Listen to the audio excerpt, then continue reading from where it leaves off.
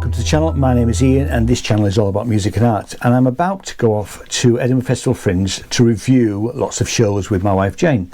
And what I noticed was that quite a few of the shows that we saw in the 2021 Edinburgh Festival Fringe are now being reshown again this year. So what I thought we would do is we would just re-edit the original review that we did and update them with the current information, which we'll put at the end of the review, so that you can get the latest information as to where and when each show is happening at this year's Edinburgh Festival Fringe. Right, and in this video we're actually reviewing a musical play, would we call it? Yeah, I think we would. It's called Climb. And the story behind this, we were in a queue for a performance last night, and the director came along and offered us some complimentary tickets, and he wants to know what people think about it. Just before we get into the main part of the review, here is a short piece by Duane Forrest, who is the creator, writer and producer and plays the main character in Climb. From the bottomless pit, but mine were made strong. Yeah. It's I called it The Climb because it's about personal growth, but particularly within a relationship. The story comes from a lady that I met in Mexico, and she told me in Spanish that she's an apple in the tree. And in the tree there are many apples, but if I want to be with her, I have to climb to the top.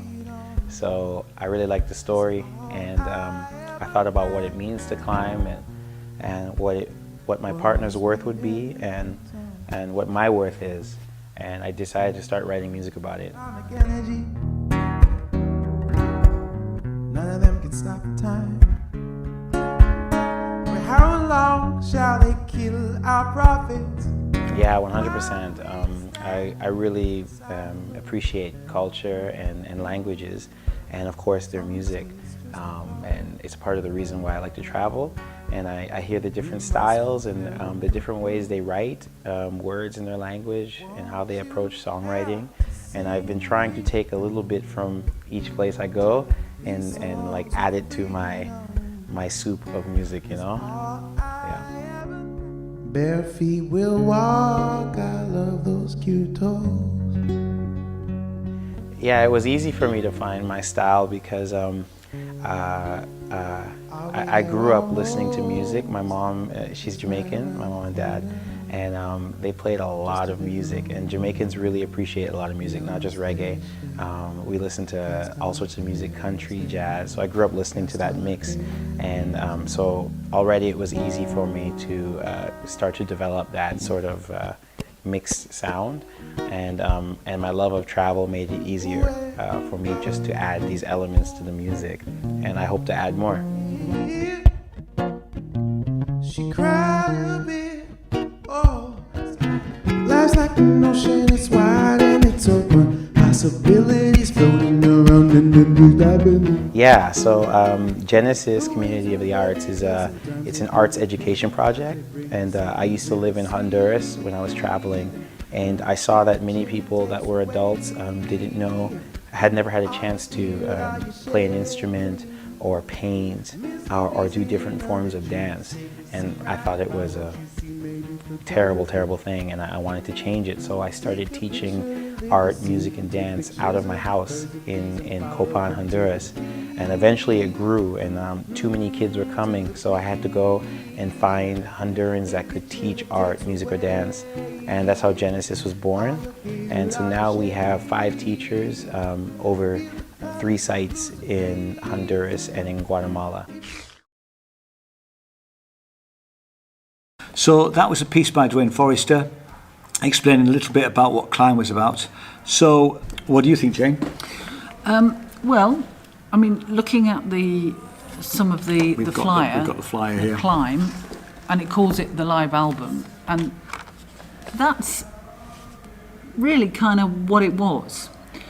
I mean, there was a narrative attached. I mean, do we know how real that was, or is that just a story made up? We don't. I mean, I have to say, when I was sat there watching it, I mean, I'll be honest with you, I didn't get the live album thing at all until I saw it on the flyer. It didn't come across like a live album to me. There was music all the way through it, even behind dialogue that Duane was playing as this character Diego.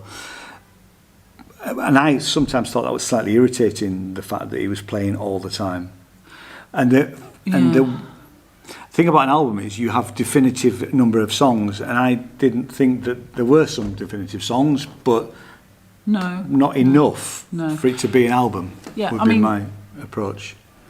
You know, the songs as he played them were describing events that had happened in Diego, the character's life. Some were clearer than others because they had, you know, we'd been told or we'd actually witnessed what had happened. I mean, those verbal narrative links were quite short and didn't, you know, they weren't a big feature, but they propelled the action, as it were. They did, yeah. But the predominant thing was that he was always playing a song on his guitar. There was a guy playing bass to the side, I could just see him a little bit, but he was playing a few instruments, because there was at one point it was electric piano, and he certainly. Right, I didn't see him do that. I didn't see him at all when right at the beginning, but I suddenly heard some sort of electric guitar, because Duane was playing a classical guitar, and I thought, well, is that? I couldn't tell where it was, and there was a girl sat at the side. I'm thinking, well, she's not playing because she sat with her arms folded. So it was only when you pointed out to me that there was somebody tucked around the corner, almost off stage, who was obviously an additional musician, that I suddenly realised. Quite a big part of it, really. But he never, even when Duane introduced everybody at the end, he sort of came out like another 2 inches, and so he never really took full, you know, sort of congratulations, or, you know, for what he'd done. I mean, the girl who did a lot of harmonies, and she did do one song on guitar. I mean, she sat quite prominently, and actually featured in the story towards the end. And the music was very good. It was. I think, I mean, it's not my style of music that I would normally listen to. I did think maybe it was the pieces behind the dialogue, but those bits seemed to have come across as quite samey to me. And when we had a definite song, like at one point there's a reggae song, and I liked that, and I wanted to hear more of that. So for me, there wasn't enough real songs. I was constantly thinking, so is this a proper song where we're going to have a start, middle and end, or is this just a bit of music behind something that's going to happen? And I'd sort of struggled with that a bit. I liked the songs. They were very easy to listen to. They were beautifully played. They were, they were beautifully arranged. They were beautifully produced. And again, I mean, one feature, every time we've heard live music in the productions that we've seen and commented on, they've been fantastic. Yeah, the musicians, the quality, sound is brilliant. Yeah, Gosh, we've heard some terrible, vocal. Well, anyway, sound. Everything we've heard so far has been fantastic. In previous years, you mean? In previous years, and just generally out and about. Yeah. You know, you can hear, you think, oh, who's mixing this? Anyway, it's been brilliant. But I have to agree, you know, every so often there'd be something like the reggae. And I think the audience was itching to really, you know, they gave very warm applause at the end for the quality of the music. You really want to feel a little bit more engaged. Not all the time, but just once or twice. I mean, especially when you've never heard the songs before. You're right. I mean, we could have done with not a hit, but a song that actually really got the audience going some extent. Just slightly more variety of rhythm, basically. I'd agree with that. Yeah.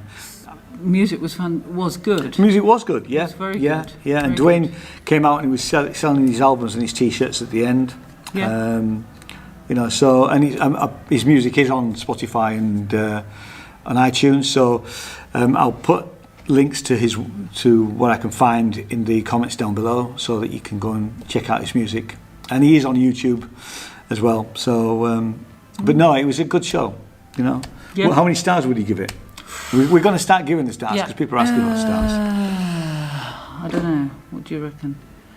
3.5? Are we giving halves? Can we give half Can stars? we give halves? See, I don't think it's a 4-star. No, I don't. But I don't. But think I think it's a more 3. than a 3, Yeah, and so I I'm with agree. you on that. So, So we're going to give halves. 3.5. 3.5 stars. You know, there we are. We've broken a rule in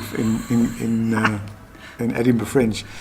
So Climb is on at the Underbelly Bristol Square in the Dexter Room, and it is on from the 3rd of August right the way through to the 29th. There are 3 preview shows which are on the 3rd, 4th and 5th, which might be a little bit cheaper.